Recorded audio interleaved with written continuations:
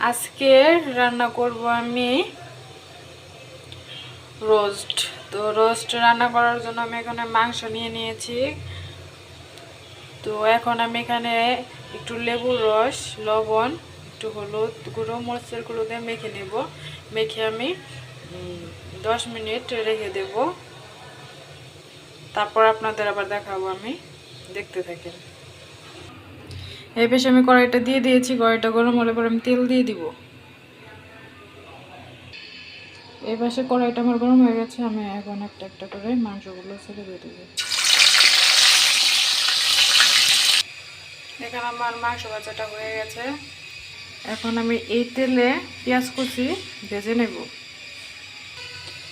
এই পাশে আমার পেঁয়াজ ভাজাটাও হয়ে গেছে। কড়াইয়ে আস্তে আস্তে সব কিছু দিয়ে দিব। এই পাশে আমি তেজপাতা সব কিছু দিয়ে দিলাম।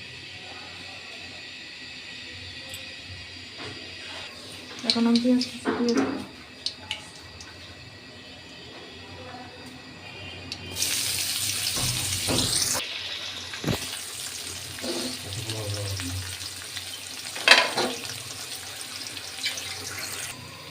এখন আমি পেঁয়াজ বাটা একটু দিয়ে দেব।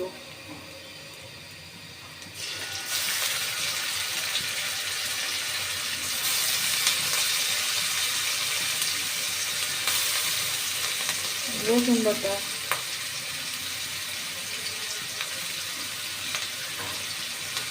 আদা বাটা, স্বাদ মতো লবণ,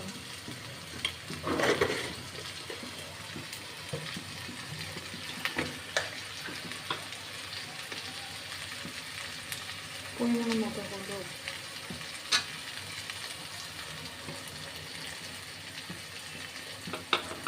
মরিচের গুঁড়ো। মশলা কষানোর জন্য একটু জল দিয়ে দেব।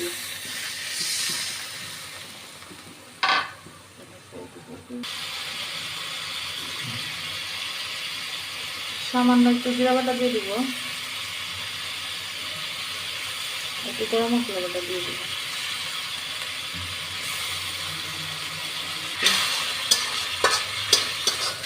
আমার এখানে টক দইটা হয়নি, আমি তাই দিয়ে দিতে।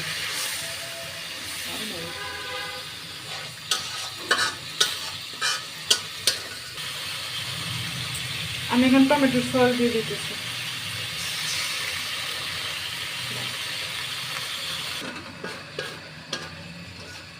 তো রোস্টের মশলা এখন আমি গুলে নিয়েছি। এখন আমি এটা দিয়ে দেবো।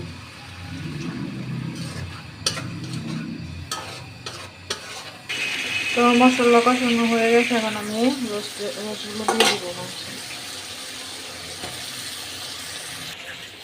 এখন আমি দুধটা দিয়ে দিব।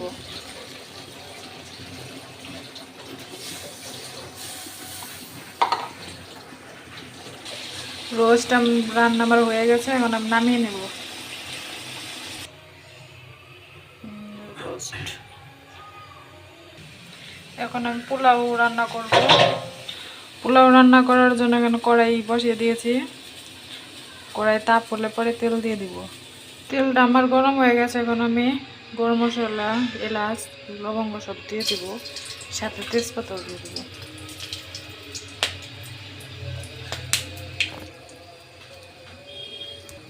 এখন আমি পেঁয়াজ কুচি দিয়ে দেব।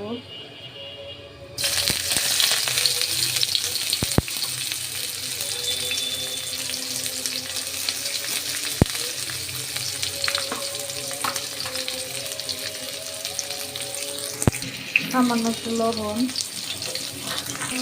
একটু রসুন বাটা দিয়ে দেবো, আর একটা আদা বাটা দিয়ে দেবো।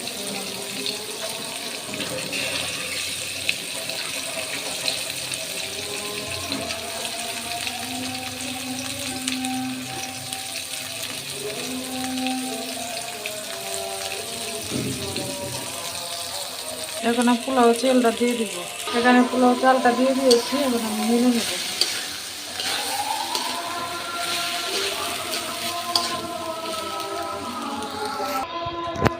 সামান্য একটু লবণ দিয়ে দিব।